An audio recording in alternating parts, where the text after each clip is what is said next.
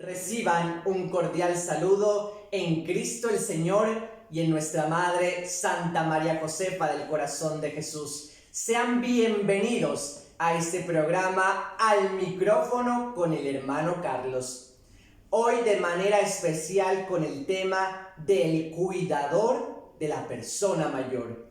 Y para compartir este tema me acompaña la profesora Eliseth Andrea Ramírez, profesora de la Universidad Católica de Oriente, gerontóloga y magíster en salud familiar. Bienvenida, querida profesora. Bueno, muy buenas tardes, hermano, muy buenas tardes a todas las personas que nos están escuchando en su programa.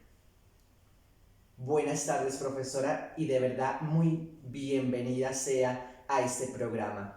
Y a todos ustedes que nos acompañan en las diferentes entrevistas, reciban de verdad mi cariño y oración. Entremos en detalle. Profesora, ¿cuál es la diferencia entre cuidador formal y no formal? En esa gama del tema del cuidado, podríamos clasificar esos cuidadores formales e informales incluso dentro de varias categorías.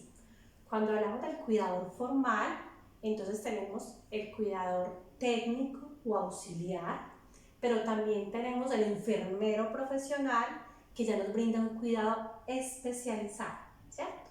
E incluso dentro de ese enfermero profesional también hay unas especializaciones, porque muchos de ellos también se especializan incluso en cuidados un poco más avanzados, ¿cierto? Por el otro lado, entonces, tenemos a los cuidadores formales, que son todas aquellas personas que por alguna circunstancia en casa están al cuidado, ya sea de una persona en estado terminal, una persona con una enfermedad crónica o aguda, ¿cierto? Ya sea un adulto mayor o cualquier persona que esté en cualquier etapa del ciclo vital, que pero por ciertas circunstancias de la vida requiere en un momento indicado un cuidado específico. Profesora, ¿cuál es el quehacer del cuidador formal de la persona mayor? Que es muy importante. La persona que brinda cuidados formales al adulto mayor es una persona que tiene que estar capacitada. ¿En qué principalmente? En brindar un cuidado que abarque las dimensiones del ser humano, en ese sentido que permita que ese adulto mayor mantenga sus habilidades, su autonomía a nivel biológico, psicológico y social. Gracias, profesora. Bueno, en los CPSAN nos encontramos que están los auxiliares de enfermería y junto a ellos también los cuidadores de la persona mayor que han tenido su formación técnica. Profesora, le pregunto, ¿estas personas que ejercen como cuidadores de la persona mayor pueden desempeñarse al igual en las mismas funciones que el auxiliar de enfermería, por ejemplo, en el caso de la preparación y administración de medicamentos? Entonces, primero tendríamos que evaluar ese auxiliar gerontológico si dentro de su formación como tal tiene un componente, por ejemplo, de auxiliar de enfermería, porque a veces nos encontramos con auxiliares de enfermería con énfasis en el adulto mayor, ¿cierto? O con auxiliares gerontológicos que tienen también un componente en el tema del cuidado directo del paciente, sobre todo en el uso de medicamentos, manejo de sondas, curaciones y demás. Si no sucede esto, podríamos decir que no podrían hacer las mismas funciones, teniendo en cuenta que el auxiliar gerontológico está más dedicado a ayudar al adulto mayor en las actividades de la vida diaria, en poder mantener su autonomía, en poder fortalecer su capacidad física, motriz, incluso en su capacidad mental, ¿cierto? Mientras que el auxiliar de enfermería está dedicado al cuidado directo de un paciente que por alguna circunstancia tiene un posoperatorio, tiene que requerir un cuidado directo como tal, una curación directa, un cambio de sondas, algo que es muy específico de ese cuidado más de tipo biológico y no en las otras escalas de, digamos, de la dimensión humana. Gracias, profesora. Qué importante, yo pensaría que una de las prioridades en cuanto a actividades y funciones de ese cuidador formal, ¿no es cierto? Y también de ese cuidador informal debe ser el velar y trabajar por promover la autonomía en la persona mayor, en quien están cuidando. Profesora, ¿qué puede hacer este cuidador formal en un CPSAM o, digámoslo mejor, en un domicilio, en una casa, ¿no es cierto?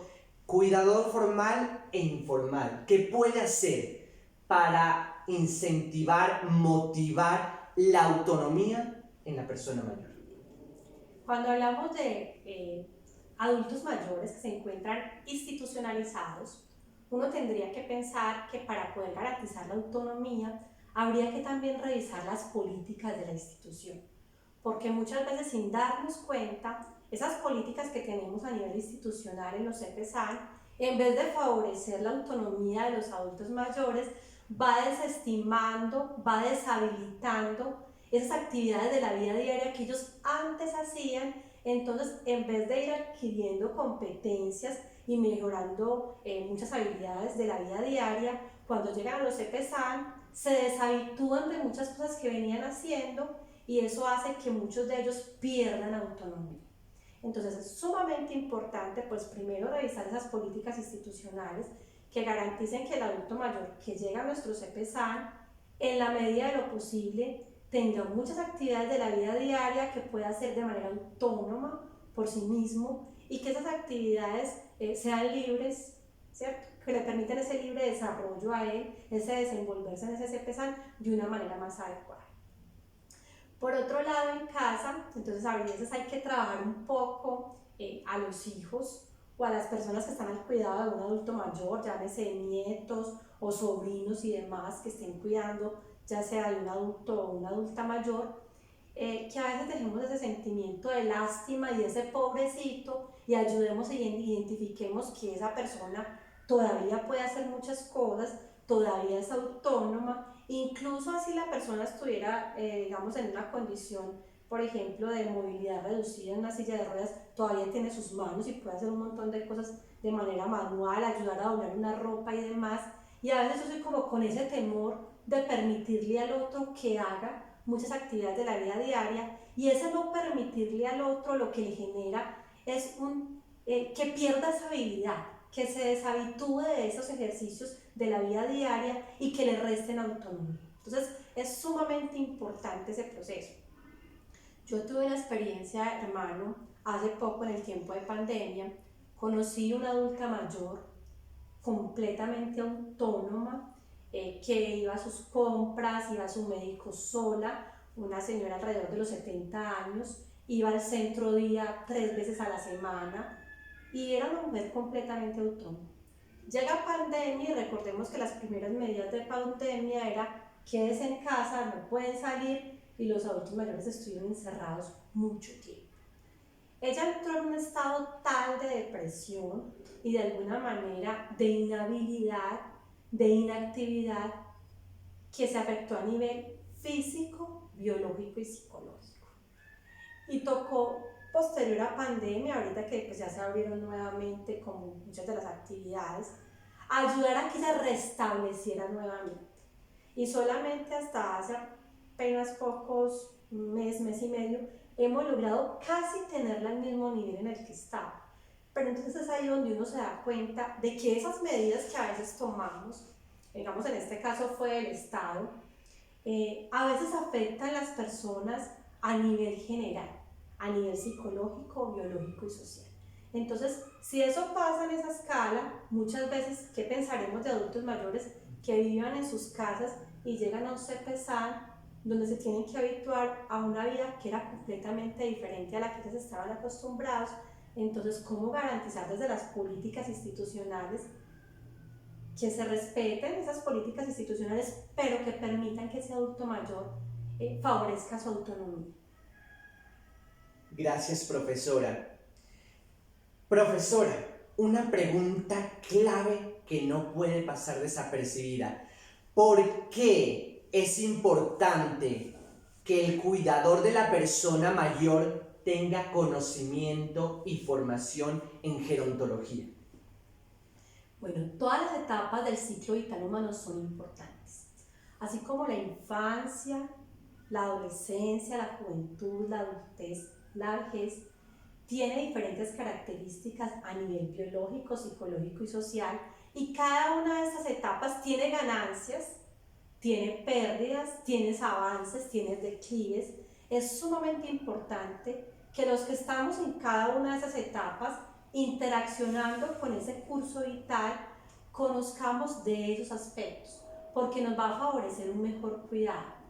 Cuando yo tengo claro de que el adulto mayor, que la persona mayor que está en esa etapa de la vejez, aunque sea caprichoso, no es un niño, aunque sea, no sé, llevado de su parecer, no es un adolescente. O sea, yo logro identificar eso, para mí va a ser mucho más fácil y más llevadero convencer a ese adulto mayor al momento del cuidado. Va a ser mucho más fácil generar un cuidado más asertivo en esa persona mayor, que cuando yo desconozco las características propias de esa etapa del ciclo vital. Y yo no puedo ver la vejez como si fuera una etapa aislada del ciclo, ¿no? Es una etapa normal, natural, como se vive cada una de las otras etapas. Pero sí tengo que conocerla, pero sí tengo que identificar qué pasa en esa etapa a nivel biológico, psicológico y social, porque me va a ayudar a entender y comprender la psicología de ese adulto mayor, me va a ayudar a entender y comprender la forma en que el adulto mayor se relaciona, la forma en que percibe el mundo, la forma en que asume las cosas. Entonces sí es sumamente importante que yo prepare a mis cuidadores, incluso hermano, pensaría yo, sin importar si es formal o informal, ambos debieran capacitarse, ambos debieran instruirse en ese cuidado de ese adulto mayor. Importantísimo, profe.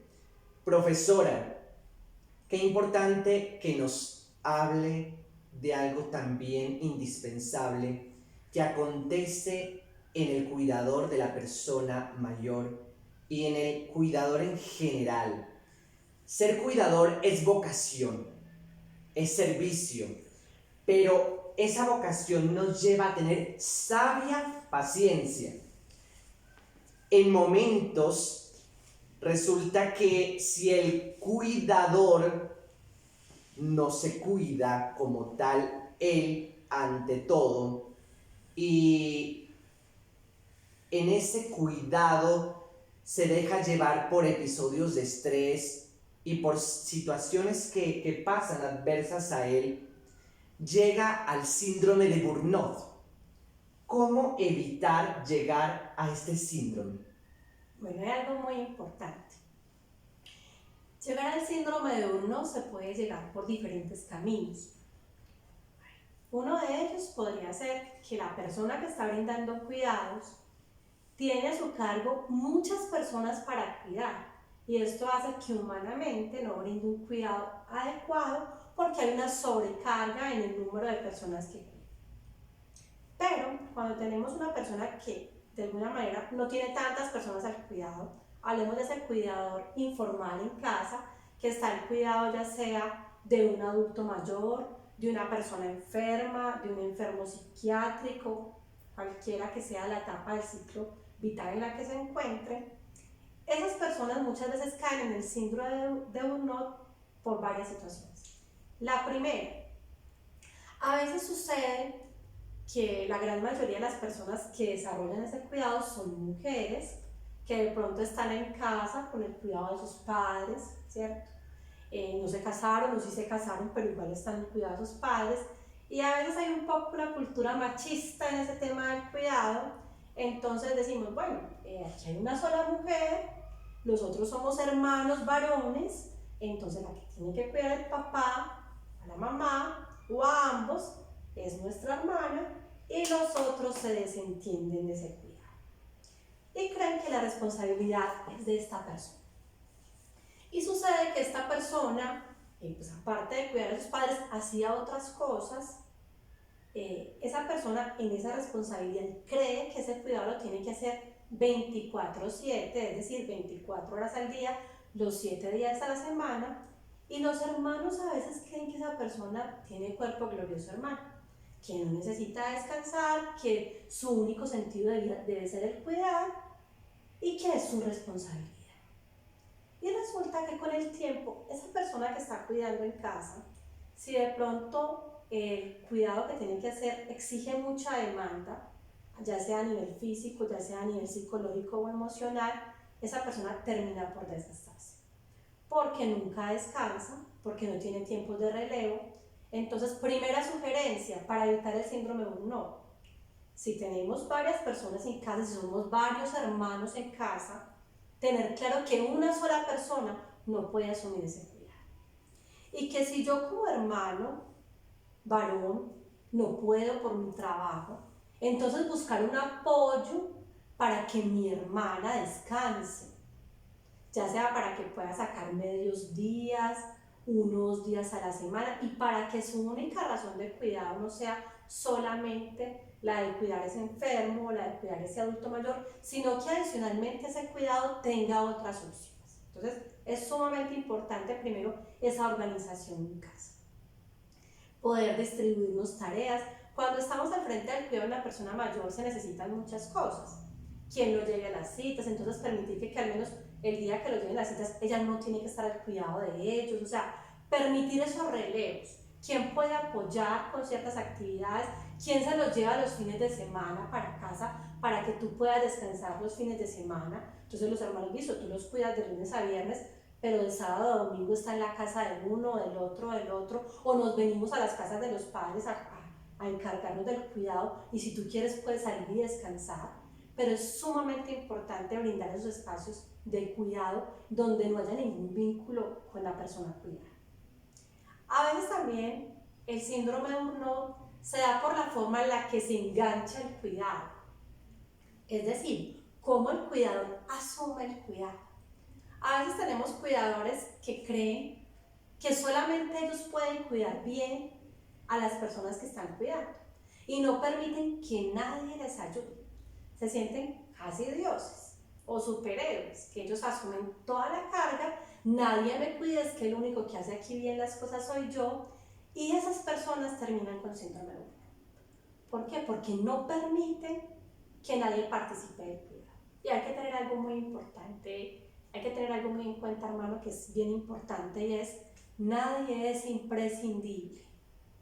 Eso suena duro a veces, pero eso es importante que como seres humanos lo tengamos claro, porque cuando yo me siento tan imprescindible que nadie me puede reemplazar, voy a terminar afectándome a mí mismo. Cuando yo soy humilde y sé que otro me puede ayudar, que otro también puede hacer las cosas como yo las hago, incluso mejor que yo, me va a permitir que yo descanse, que yo pueda hacer otras cosas y que la persona que estoy cuidando incluso esté mejor cuidada. Porque cuando yo no descanso, después quien va a terminar en cama soy yo. Entonces, eso que estoy haciendo tan bien ya no lo voy a poder volver a hacer. Entonces, es sumamente importante ayudar al cuidador a evaluar un poco cuál es el enganche que está teniendo con la persona que está cuidando y que sepa que es limitado, que necesita descansar, que con humildad reconozca que otros también pueden hacer el cuidado y que a veces tengo que abrir ese espacio. Y por el otro lado, a veces también tenemos personas que son cuidadas, que son muy demandantes de sus cuidadores y dicen: no, es al contrario, es que a mí la única persona que me cuida bien es fulanito de tal, y si no lo cuida esa persona hace berrinche, se porta mal, es grosero con los otros. Entonces también hay que trabajarle a ese adulto mayor o a esa persona que está siendo cuidada esa actitud, porque está bien que hay personas con las que nos sentimos más cómodos. De pronto no, es que con mi hijo me siento más cómodo, más tranquilo, o con mi hija me siento más cómodo, más tranquila. Pero si tú quieres a tu hijo o a tu hija, permítele descansar, porque si tú no le permites descansar, después esa persona se va a enfermar y ya no te va a volver a cuidar nunca. ¿Tú quieres que pase eso? No. Bueno, como no quieres que pase eso, entonces permite que alguien nos apoye en el cuidado. Entonces es sumamente importante en ese síndrome de burnout atacar esos tres componentes. Uno, enseñarle a la familia que es responsabilidad de todos. Y dos, y el segundo componente es revisar el enganche, ya sea por parte del cuidador o por la persona cuidada, para que permita que otros participen del proceso. Fundamental entonces generar un autocuidado para cuidar de los demás. Recordemos, nadie da de lo que no tiene. Para culminar, me gustaría que nos comparta, profesora, por qué es importante la espiritualidad en el cuidador. Bueno, hay algo muy importante y es que a manera personal, para mí la dimensión espiritual es tan importante como cualquiera de las otras dimensiones del ser humano, como lo es la biológica, como lo es la psicológica, como lo es la social. Por la experiencia y diferentes estudios han demostrado que tanto para la persona que es cuidada como para el cuidador, cuando tienen un nivel de trascendencia, cuando tienen un componente espiritual alto, les permite llevar de una mejor manera ese proceso salud-enfermedad.